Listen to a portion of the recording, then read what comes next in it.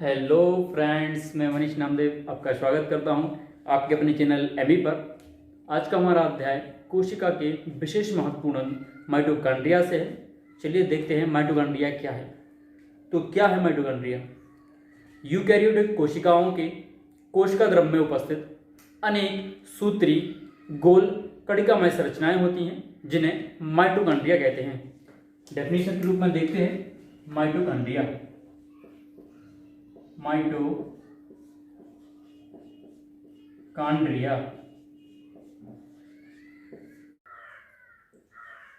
Eukaryotic कोशिकाओं में eukaryotic कोशिकाओं के कोशिका द्रव्य में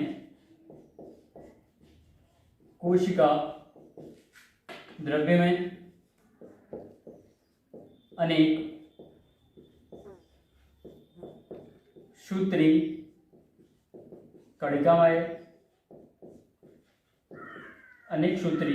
कणिकामय गोल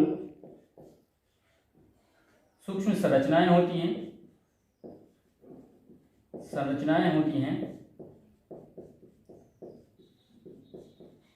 जिन्हें माइटोकॉन्ड्रिया कहते हैं।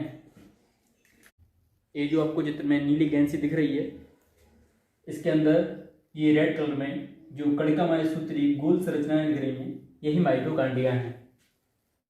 माइटोकॉन्ड्रिया की खोज सर्वप्रथम वैज्ञानिक कोलिकर, एक वैज्ञानिक हैं कोलिकर ने सन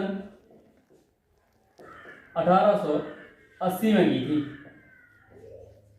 इसकी खोज के संबंध में एक वैज्ञानिक हैं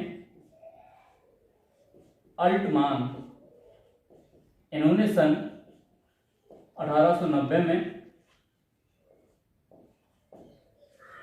माइटोकॉन्ड्रिया को कोशिका में देखा और इन्होंने इस संरचना को बायोप्लास्ट कहा। इसकी खोज के संबंध में एक वैज्ञानिक आते हैं बेंडा। इन्होंने इस सूत्री कणिकामय गोल संरचना को सर्वप्रथम माइटोकॉन्ड्रिया कहा।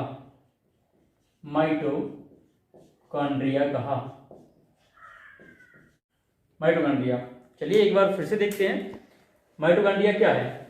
यूकैरियोटिक कोशिकाओं के कोशिका द्रव्य में अनेक सूत्री कणिकामय गोल संरचनाएं होती हैं जिन्हें माइटोकॉन्ड्रिया कहते हैं। इसकी खोज के संबंध में देखते हैं तो इसकी खोज सर्वप्रथम वैज्ञानिक कोलिकर ने सन 1880 में की थी। इसकी खोज के संबंध में एक वैज्ञानिक आते हैं जिनका नाम है अल्टमैन। इन्होंने सन 1890 में बताया कि यह कोशिकाओं में होती हैं और इन्होंने इसका नाम बायोप्लास्ट बताया। एक वैज्ञानिक आते हैं जिनका नाम है बेंडा। इन्होंने बताया कि यह माइटोकॉन्ड्रिया है, या यह कह सकते हैं कि माइटोकॉन्ड्रिया नाम बेंडा जी ने कहा। चलिए इसकी संरचना के बारे में अध्ययन करते हैं। तो इसकी संरचना देखिए, माइटोकॉन्ड्रिया द्विझिल्ली युक्त होती है। इसकी बाह्य झिल्ली या इसे कहते हैं आउटर मेम्ब्रेन, जो कि प्रोटीन व वसा की बनी होती है। यह अत्यधिक लचीली व चिकनी होती है जो आकार में फूलकर वृद्धि करती है। इसकी आंतरिक झिल्ली यानी कि इनर मेम्ब्रेन की बात करते हैं, जो कि अंदर की ओर धंसकर क्रिस्टलीनुमा संरचना बनाती है, जो कि आपको चित्र में दिख रही होगी। इस क्रिस्टलीनुमा संरचना पर छोटी छोटी घुंडीनुमा संरचनाएं आपको दिख रही होंगी। इन्हें ऑक्सीसोम या F2 कण कहते हैं, जो कि ऑक्सीकरण में सहायक हैं। इस आंतरिक झिल्ली जो कि अंगुलीनुमा संरचना बनाती है, सिकुड़कर अंगुलीनुमा संरचना बनाती है, इसके अंदर एक तरल द्रव भरा होता है जिसे मैट्रिक्स कहते हैं। जिसे क्या कहते हैं? मैट्रिक्स कहते हैं। इसमें बहुत से एंजाइम्स, न्यूक्लिक अम्ल यानी DNA, RNA, राइबोसोम्स बहुत आदि पाए जाते हैं। इसमें पाए जाने वाले एंजाइम श्वसन क्रिया से संबंधित होते हैं। इसलिए माइटोकॉन्ड्रिया को श्वसन का केंद्र भी कहते हैं, श्वसन का केंद्र भी कहते हैं। इसमें पाए जाने वाले डीएनए आरएनए जो कि प्रोटीन का संश्लेषण करते हैं उसमें सहायक होते हैं। चलिए इसके कार्यों की तरफ चलते हैं। तो इसके कार्य निम्नलिखित हैं, जैसे नंबर 1, इसे कोशिका का पावर हाउस कहते हैं, पावर हाउस कहते हैं। तो यह क्यों कहते हैं, तो इसके संबंध में एक रिएक्शन है, चलिए देखते हैं। इसमें उपस्थित यानी कोशिका में उपस्थित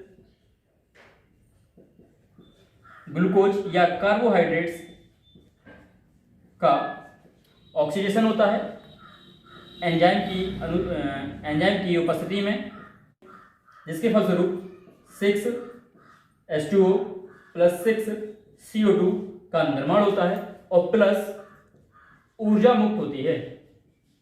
यह ऊर्जा ATP में निर्मित होती है। इस ऊर्जा का उपयोग कोशिका अपने विभिन्न कार्यों के लिए करती है। इसलिए कोशिका का पावर हाउस माइटोकॉन्ड्रिया को कहते हैं। यह एग्जाम बेस पर भी पूछा जाता है कि कोशिका का पावर हाउस किसे कहते हैं, तो कोशिका का पावर हाउस माइटोकॉन्ड्रिया को कहते हैं। यह कोशिका अंग में दूसरा सबसे बड़ा, कह सकते हैं कि सेकेंड सबसे बड़ा कोशिका अंग यानी ऑर्गन है, जबकि इसके पहले नंबर 1 पे आता है हरित लवक। फर्स्ट पे अगर गिना जाए तो आता है हरित लवक, जो कि सबसे बड़ा कोशिका का अंग है। सेकेंड पर माइटोकॉन्ड्रिया आता है। एक मोस्ट इम्पोर्टेंट कार्य और भी है, जब कोई संतान गुम हो जाती है या खो जाती है तो उसकी जांच के लिए डीएनए इस्तेमाल किया जाता है। डीएनए की जांच द्वारा यह पता किया जाता है कि वह किस जनक का है। तो माइटोकॉन्ड्रिया में उपस्थित डीएनए की मदद से यह जाना जाता है कि यह किस माता यानी मादा का शिशु है, जबकि कोशिका में उपस्थित न्यूक्लियर में जो डीएनए होता है उससे पिता की जांच की जाती है। आज का अध्याय यहीं तक। अगर आपको वीडियो अच्छी लगती है, हेल्पफुल लगती है तो उसे लाइक करें, एंड ज़्यादा अच्छी लगती है तो कमेंट करें, एंड आपके अपने चैनल को सब्सक्राइब करें।